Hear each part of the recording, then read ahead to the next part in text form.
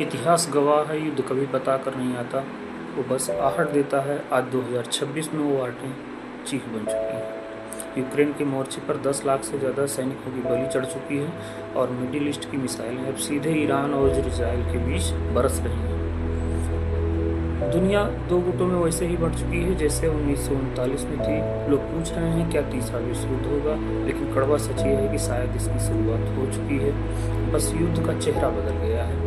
आज पाठशाला की इस विशेष क्लास में हम उन 3 ट्रिगर्स की बात करेंगे जो दुनिया को महाविनाश की ओर धकेल रहे हैं। आज दुनिया एक नॉन स्टॉप वॉर के दौर में है।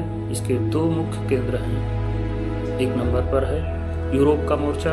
रूस ने हाल ही में अपनी न्यूक्लियर डॉक्ट्रिन बदल दी है, जिसका सीधा मतलब है कि अगर पश्चिमी देशों की मदद से रूस की धरती पर हमला हुआ तो पुतिन परमाणु बटन दबाने से नहीं हिचकिचाएंगे। अब यह रूस बनाम यूक्रेन नहीं बल्कि रूस बनाम नाटो, जो कि 32 देशों का समूह की सीधी जंग बन चुका है। दूसरा है मिडिल ईस्ट का चक्रव्यूह। इजराइल, हमास और हिजबुल्लाह की लड़ाई अब ईरान तक पहुंच गई है। दुनिया का 20% कच्चा तेल स्टेट ऑफ हॉर्मुज से गुजरता है।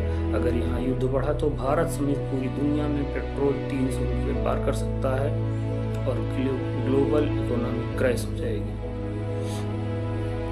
2026 का युद्ध केवल गोलियों से नहीं बल्कि ग्रे जोन वारफेयर से लड़ा जा रहा है। बिना सेना भेजे किसी देशों को घुटने पर लाया जा रहा है। साइबर अटैक, पिछले साल में सरकारी डेटा और पावर ग्रिड्स पर हमले 40% तक बढ़ चुके हैं। आर्थिक हथियार वो हैं जो डॉलर को हथियार बनाकर रूस और ईरान जैसे देशों की अर्थव्यवस्था को कुचला जा रहा है।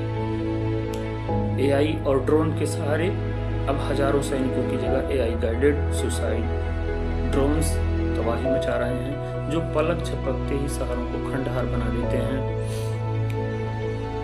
साथियों, अल्बर्ट आइंस्टीन ने कहा था, मैं नहीं जानता कि तीसरा विश्व युद्ध किन हथियारों से लड़ा जाएगा, लेकिन चौथा विश्व युद्ध पत्थरों और लाठियों से लड़ा जाएगा।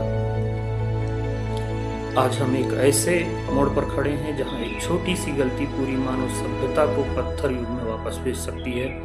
पाठशाला का मकसद आपको डराना नहीं बल्कि ये समझाना है कि शांति अब एक विकल्प नहीं बल्कि वजूद बनाने की शर्त है, क्योंकि अगर ये आग फैली तो इतिहास लिखने के लिए शायद कोई बचेगा नहीं। आपका क्या मानना है? क्या बातचीत से ये युद्ध रुक सकता है? अपनी राय कमेंट में